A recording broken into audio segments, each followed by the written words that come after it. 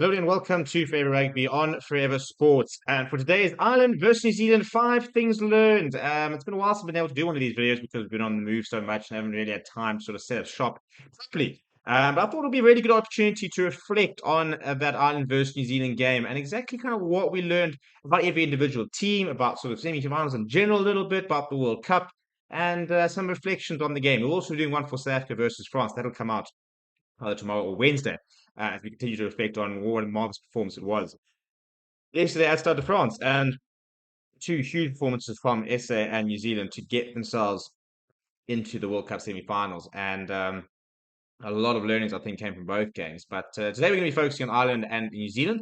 We're going to look at 5 takeaways, and obviously this is just my personal sort of takeaways, what I sort of saw from the game, which I was very lucky enough to be at. Obviously, seeing things live and seeing things on TV are very different. So I'll be very interested to see what the interpretation is from people who watched it on the TV and sort of where they're at. But yeah, so before I sort of go through that, please do smash the like on the video. Please do subscribe to the channel as well. And without further ado, let's start with number one, which is that the All Blacks mentality was superior. Mind over matter. In fact, I was actually having a chat with a couple of people within the New Zealand camp while that press conference, chatting to a couple of them there, and not All Blacks, but a couple of people in the camp, and yeah, we're just talking about how sort of that mental game is so strong, and there were World Cup winners on the field there in the forms of some of the All Blacks, the likes of Aaron Smith, the Sam Whitelock, Dane Cole, for example. There are players there who have won big matches, they've won tournaments, they've won trophies, and you cannot underestimate the impact of having that sort of calmness, having that experience, and having the mentality to know that what it means to be an All Black is to win World Cups, is to win World Cup quarterfinals, and that is something that they have within their sort of mentality. And apparently they spoke a lot about that in camp, about, that they're a team that are expected to be winning these games, that they do win these games, that that's what it is to be an All Black. And unfortunately, I think that's a big thing that I need to sort of are trying to sort of grapple with, is that mental shift that they need to take to understand that they are good enough to win quarterfinals, they're good enough to win playoffs and go on to win World Cups. It will happen eventually, it will be, Ireland will win a World Cup. In fact, I think a lot of this group within Ireland right now could win the World Cup. But at the moment, what we saw on the weekend, we saw an All Blacks team go out with the belief that they could win and get the job done. Number two is Ireland lost it at the set piece. Their lineouts were pretty poor throughout the tournament, weren't great on the weekend, and scrums were a massive, massive issue. And when you don't have set piece dominance, if you don't have set piece at all, it's a huge part of your game that gets taken away. And I thought the All Blacks nullified their set piece very well.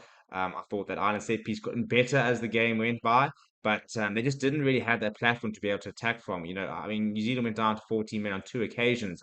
And that's where you can really use your set piece. When you think you have a scrum, for example, and you can try and create that overlap, or a line out where you can create a full line out, a couple of phases, create those overlaps, spread the field, spread the players, and really sort of grind down the that All Black side. And I think that they just didn't really have a set piece to contend with the All Blacks, and that was a big part of why they couldn't really get them sort of any sort of ascendancy or major ascendancy in the game itself.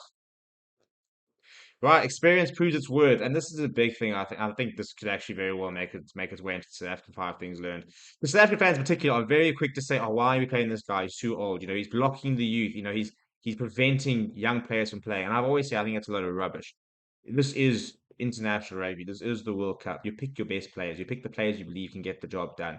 And what we saw from New Zealand were some of the experienced players really stand up. For Ireland to a certain degree as well, Johnny Sexton played well. For example, Peter O'Mahony had a decent game this past weekend. There's a couple of the Irish experienced players, I thought Gary Ringrose was very good. But if you look at New Zealand, I mean, Sam Whitelock, for example, winning that penalty right at the end shows everything. Sam Cane, who I'll talk about him in a bit, Artie Severe, Aaron Smith, your big name, experienced players all pitched up this weekend. And that experience of having been there and done that is so underrated, and it's difficult to put a price on it. And we saw it throughout the games. Owen Farrell pitching up and having a brilliant game. For the Box, your likes of Ebenezebe stepping up, Ches and Colby stepping up. Um, big name players, Nicolas Sanchez for Argentina, for example. Augustin Creevy made a big difference. So Dan Bigger was having a very good game as well. And so it's amazing how, people are so quick to disregard experience. And yet we've seen in the quarterfinals how experience often goes hand in hand with sort of such moments in the game. Right, number four, Ireland will contend in 2027. This is a special group of Irish players. Yes, some of them will be moving on in the forms of Keith Earls and Johnny Sexton in terms of immediately. We will probably see different players come the next World Cup. I think players like Jack Conan might not be around. Peter Marnie might not be around. There are players that are aging. Conor Murray won't be around. There are a lot of players who are sort of aging and might not be making squads come 2027. But they've got some really really exciting players coming on. I mean, I thought that Joe McCarthy, shame he was probably the one that should have cleaned out Sam Whitelock right at the end. But when he came on, I thought he was brilliant. I thought Jimmy O'Brien looked the best back on the field when he came on as well. I think that you've seen Craig Casey playing some really good rugby. I think Jack Crowley's a special player. This is a golden generation of Irish players, not only right now, but coming through. And I think that if they can keep either Andy Farrell or they keep the right people at the top, the systems in place are so good at Ireland that I think come 4 years' time, they'll definitely be contenders as well. And then finally, Foster and Kane silenced their critics. It's amazing. A year ago, and I tell you, Ian Foster, there's a bit of smugness about him, and maybe rightly so, because I think this is a coach who was completely disregarded and almost labelled the worst All Black coach ever, and he's in a World Cup semi-final. And if he were to win that, he could potentially he could be looking at a World Cup final and a World Cup victory, which would really be an up yours to everyone that doubts him. And it was interesting because they said, is this your biggest, most important win? And he said, no, last year versus Ellis Park was, because you guys basically told me that. And basically, the inference for that is that there were all the stories going around that if he'd lost that, he was going to get the sack, and that's what saved his job. So a bit of a slight dig from him at the media, but genuinely, I think obviously we know that Jason Ryan and Josephine coming in have made a huge difference to that New Zealand coaching staff.